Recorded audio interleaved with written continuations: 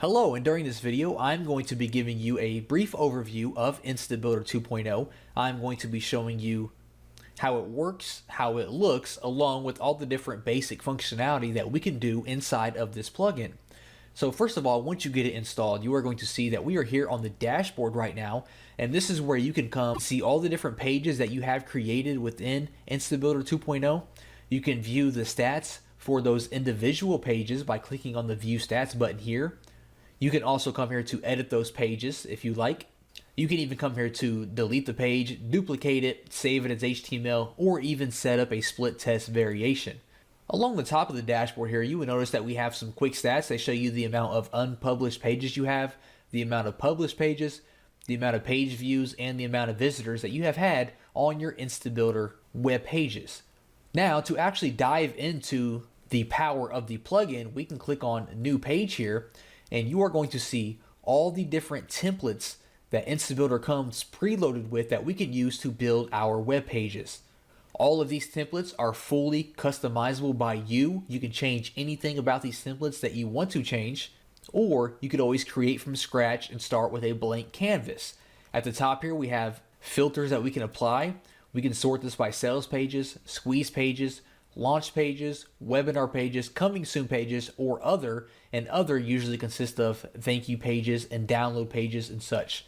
Once we choose a filter here for sales pages, for example, it's going to reload with just the sales pages, and now we can choose a subtype. We can choose text sales pages, video sales pages, hybrid sales pages, or OTO pages.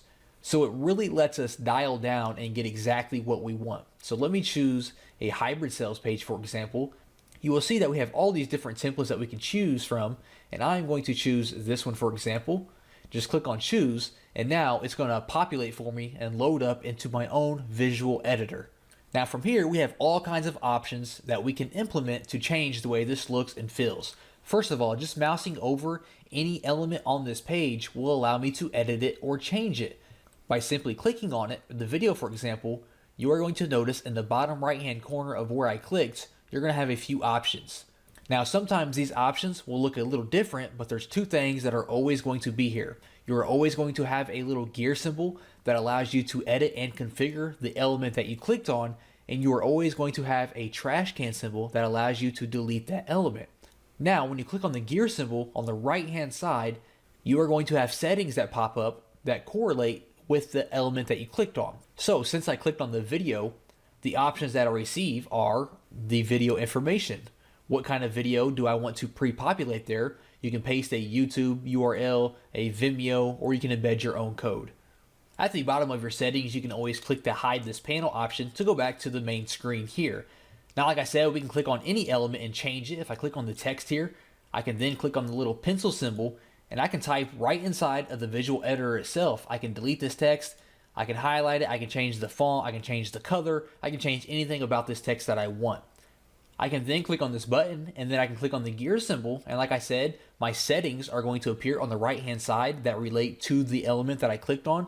So now I have all these different button options that I can do. I can change the button text, the style of the button. I can change anything about this button that I want to. Okay, I can make it look however I want it to look.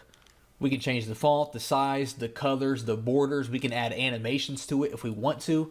So no matter what you click on, you can click on the gear symbol, and the right hand side is going to populate with settings for that element. Okay, now as far as the left hand side, we have elements of our own that you can drag and drop anywhere on the page that you want.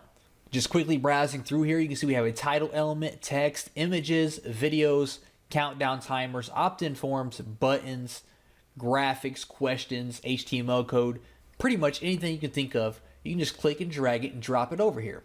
So let's say, for example, if I scroll down here, let's say I wanted to add an image underneath this order now button. So I'm going to come over here to my elements. I'm going to mouse over my image element. I'm going to click and drag it. And as you can see, the little boxes appear. We can drop this anywhere we want. So I'm going to drop it right below the order now button. As you can see, we now have this image element.